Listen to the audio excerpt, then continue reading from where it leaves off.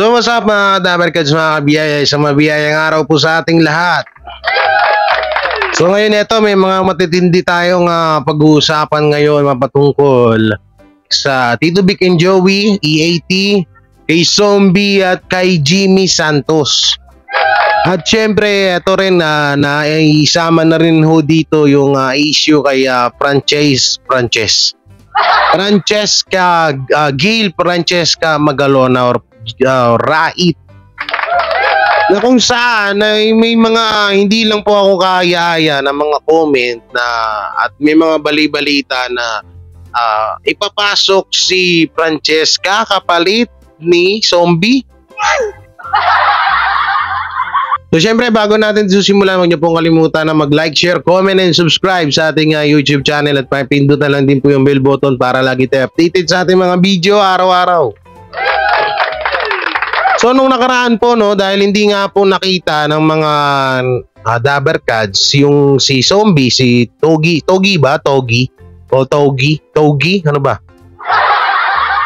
Zombie sa EAT or sa Sugod Bahay.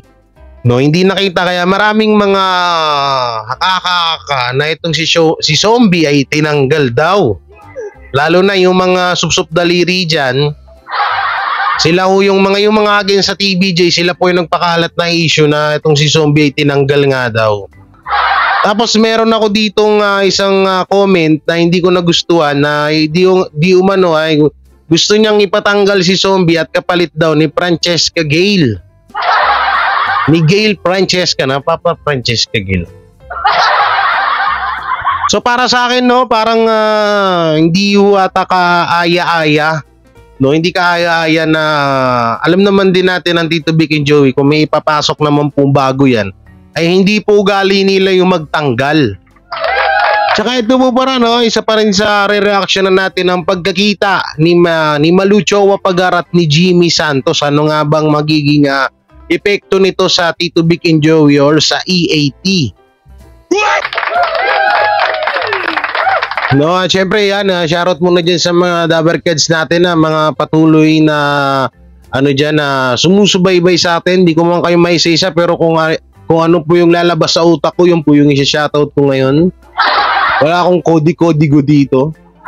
Yan, shoutout kala Francis, kala Sir Armin and Irene Patricio, kay Kuya, ayaw palang ilang iser. Nagagalit sila pag tinatawag silang sir tsaka ma'am. Gusto nila kuya yan. Kay Kuya Armin at Ate Irene Patricio. Tsaka kay Kuya Lori de Losario, de la Rosa ba? De Losario. So ayan na naman tayo Ito na naman yung limot ko Yan kala Mami Lala, kay Mami Rena Baher. Yan at sa chewing ko din na si Oslick Ibarra na nagre-reaction video rin. Supportahan nyo rin mga Dabarkads. At soon yung mama ko, yan, isa na rin yan sa mag-reaction video. Dumadami na yung ating mga mga panig sa Tito Vic and Joey. At sino pa ba si shoutout natin? Kay Ma'am Alona. Yan kay Ate Ma'am Jocelyn, kay Mami Jocelyn. Yan kaila Ate Lalaine, kay Mara. At sa Sagip EAT Pan. Tama ba ako ng Taytay Rizal? Yan isa sila sa mga walang humpay na sumusuporta sa Tito Vic and Joey. Sino pa ba? Kala Kamandag, kala Sir RTC yan, Rultok Chicago. Ay, shoutout sa inyo lahat. So ito yung video na papanoorin muna natin itong video na to. Tapos ito na nga daw po yung Vic Soto nilantad ng naging TF kay Gail Francesca. Kung sakali man daw po na magiging si Francesca, magiging magiging co-host ng EAT, ay ito daw yung 6 digit daw. So ito, di ko pa to alam kung 100% kaya ako lang naman din re-reactionan to yung mga comment po dito na hindi ko nga nagustuhan. So ito po yung video, panoorin ho natin. Soto, inilantad na magiging TF ni Gail Francesca Rait sa nilang co-host. Yeah. Yeah. Yeah. Ayos yung mga background na. Marami na nag-aabang sa bunsong anak ni Francis Magalona na si Gail Francesca Rait na mag-appear sa It, na kung saan ay makakasama nito ang buong The Barkads family, na naging family din ng nabanggit na King of Pinoy Rap sa noong nabubuhay pa ito. Matapos kasi ng paglabas ng balitang nais, huling co-host ni Vic Soto ang nasabing anak ni Kiko sa ex-lover nitong flight attendant. May balita ba lumabas na gano'n? Ay marami na tuloy ang excited mapanood ito, kasi sa magiging pagpasok nito ay mararamdamang muli ang presensya ng namayapa ng si Francis M. Sa buong buhay umano ni Francis M sa showbiz, ay never umano siyang nahiwalay sa TVJ, o naging The Barkads talaga ito hanggang sa mga huli niyang sandali, bagay na nagpapatunay gaano din siya kaloyal sa tatlong movie icon. At sa katauhan ni Gail Francesca, ay para umanong nanang balik ang presensya ni Francis M, dahilan kaya agad inalok ng TVJ na mag-guest daw ito sa kanilang programa, kung gugustuhin daw nito, para sa pamamagitan nito, ay para na rin daw na buong muli ang The Barkads family. Ayon sa kwento, ay kung tatanggapin daw ni Gail Francesca ang offer ng TVJ, na maging bahagi siya ng noontime show nilang It, ay makakatanggap umano ito ng talent fee na umaabot ng 6 digits buwan-buwan, Wow! bilang co-host lamang. 6 digit! Ang magiging role daw kasi ni Gail Francesca sa It, ay irepresenta ang namanang talento mula sa amang si Francis M, at para na rin maipakilala ito sa makabagong henerasyon ngayon, maging ang mga kantang nagawa nito na tumatak sa masa. Ayon naman sa ilang netizens, ay sana daw tanggapin ni Gail Francesca kung totoo man ang nasabing offer, dahil minsan lang umano darating sa buhay ang ganitong offer, na mula pa talaga sa mga itinuring na ding pamilya ng kanyang amang legendary rapper. Ayun. Oo, yun. Ba't may sumulpot na pangit dun? Yo, bibigyan ko rin to ng reaction eh. Oh, pero wag muna yan. Dito muna tayo kay ano. Alam nyo dito sa bidyong to, no, dito sa bidyong ito, dito ko nakita yung comment mapatungkol kay Sumbi Tugi. Yan. So, screen recorder na lang natin para may flex natin dyan, no? So, dito, mga kadabarkads, makikita nyo yung mga comment, no? Dito, sabi ni Mariel Stone, sabi niya, ipasok si Francesca, alisin si Zombie. Ito hindi ko nagustuhan eh.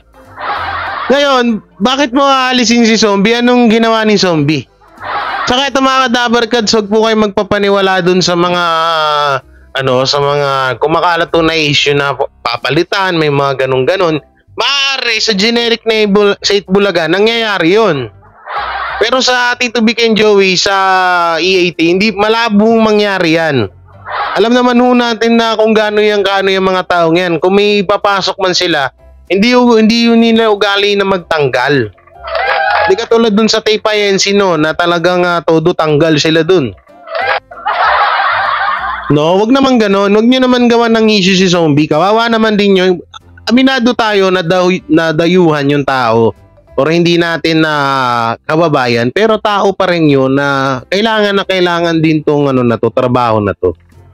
Susutusin nga ito nga, no, kung talagang kung sakali man na itong si Francesca nga po ay talagang kukunin ng EAT, ay napakalaking bagay ho sa kanya to para sa kanyang kinabukasan.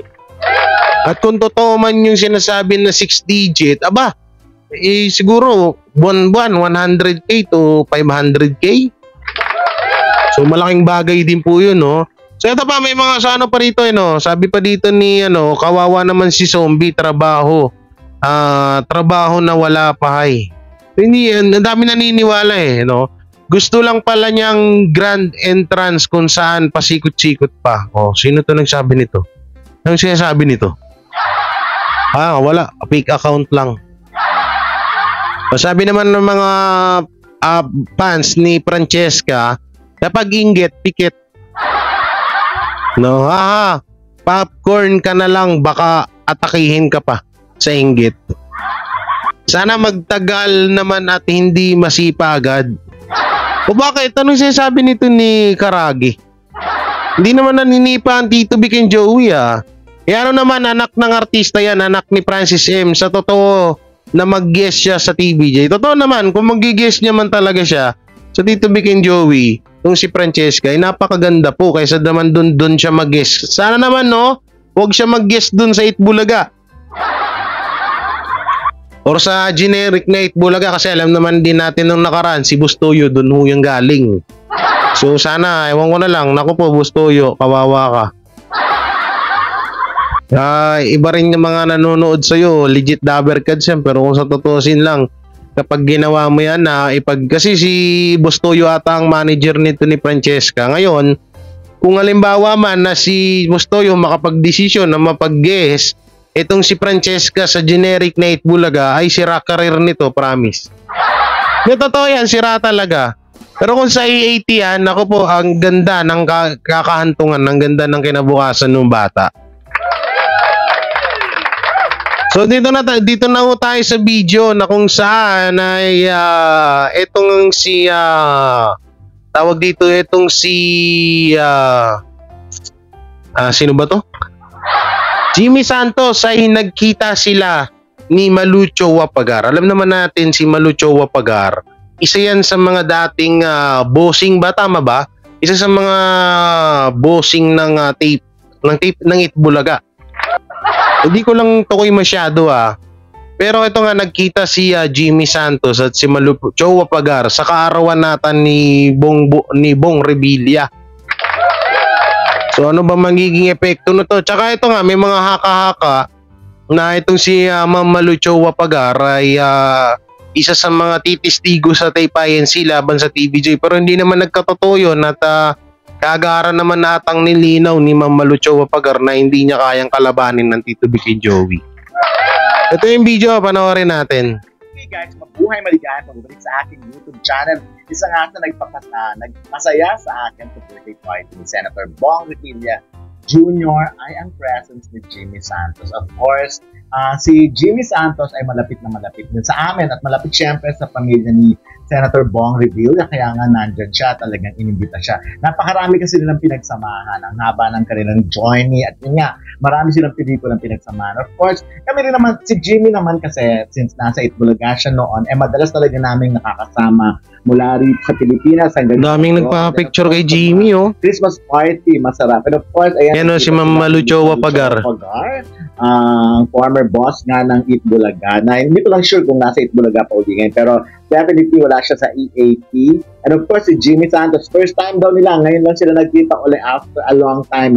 Si Jimmy kasi, parang alam naman natin, laging nasa abroad, diba? Ang alam ko nga, nasa Canada, nung pala nag-Melbourne, nag-Australia din siya, nakapag-shoot na nga siya ng pelikula doon with Paolo Fuentes, Kay Abad, and Patrick Garcia. And of course, ayan sila, Ronnie Ricketts, si Jimmy Santos, si Maris niloloko rito kasi sobrang sexy, parang hindi talaga siya, alam mo, yung mga magaganda sa artist, hindi talaga sila tumatanda na pag tinitignan. Tuwa si Maris, sabi ko, bineso ko siya rito at sinabi ko, grabe, nanganak ka ba talaga? Yan, lalaki na ng mga anak niyan, to be honest. So, ganyan, nakakatuwa yung mga ganitong event kasi makikita mo na parang reunion of sort talaga. Lagi talagang nagkakasama, laging ang haba-haba ng mga pinagkikwentuhan.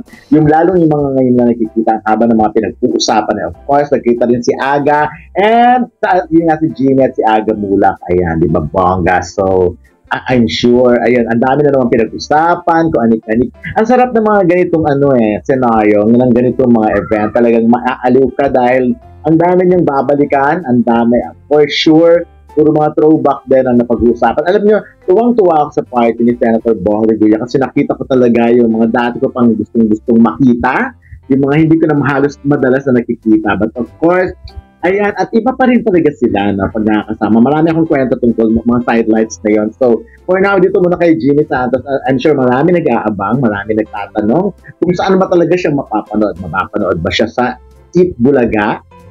or ng GMA7 or sa EAP, si EAP ng Tito Dick and Joey. No? So far, wala pa siya. Anyways, sasagutin niya sa latter part ng video na ito. Pero syempre, for now, gusto ko lang munang na-enjoy ang pagkikita namin ni Jimmy. Nakakatuwa siya. Talagang, ano pa rin siya, of course, yung pag dumarating siya, ang lakas pa rin talaga ng arrive niya. Yung talagang ang dami nagpapapictures, ang daming tuwan-tuwa sa kanya, ang daming kung ano-ano mga sinasabi sa kanya, at saka ang dami rin gustong chumika sa kanya kasi nga with all those tsaka si Jimmy naman ay veteran na talaga sa showbiz.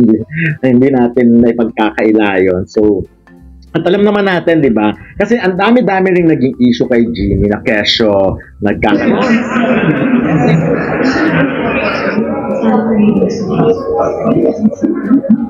Nangyari, ba't naputol? Kesyo ano? Ako hindi ata na-edit ng maayos to. Jimmy oh. Dami nagpapapicture kay Jimmy oh. Kasi nakikita ng mga tao nasa Canada yung video mo. Tagal ka na rito. Diyos ko, nakapag-shooting ka na nga yata, no? USB. Late yung mga, delayed yung mga Nice seeing you. Okay lang.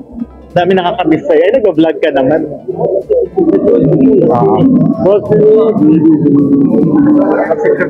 Boss Jimmy Saints. Okay. Usapan ka lagi dito. Kasi number 1 yung vlog mo na ang tawag doon, nag-ano ka naman kalakal. Yung iba, sineryoso. Pero anong ginawa mo talaga sa Canada? Pinunta ko yung aking apo. Personal yon. Personal. And then, siya nag-invite. And then, nagkataon, nag-shoot ka na rin ng pelikula. Wala. Sa Melbourne yung Melbourne. From Canada, pumunta ka ng Melbourne. Pero matagal yun bago. Siguro, Feb yun eh. Feb. Yung pinapakulo. Hindi. Ano ba na ngayon? September 25. August nandito ka na? Hindi naman. August yata yun. Pero kailan ka nandito? Matagal na, March pa ako nandito. Hindi, di ba nag-shooting ka ng Melbourne? Bumalik ka, kailan? Ano na? 2 linggo lang. So hindi ka pa mapapanood sa EAP, Jimmy? Ay, hindi muna dahil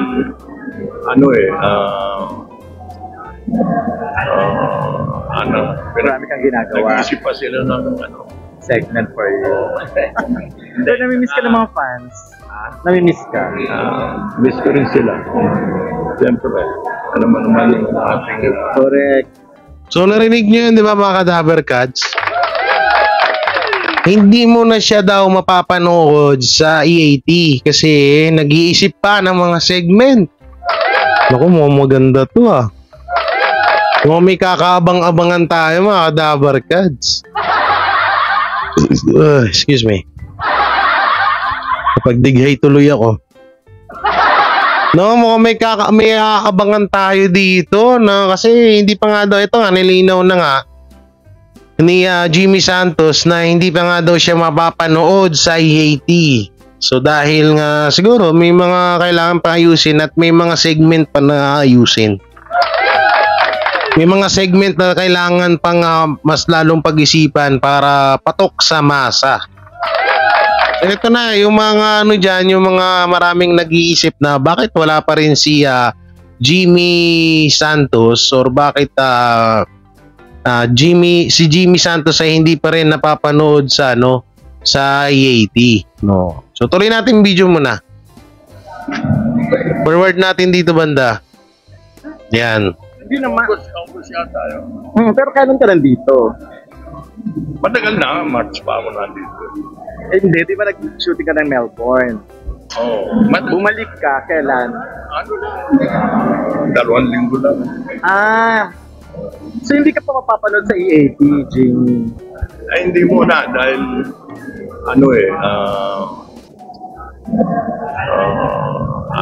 Marami kang ginagawa. Nag-isip pa sila ng segment for you.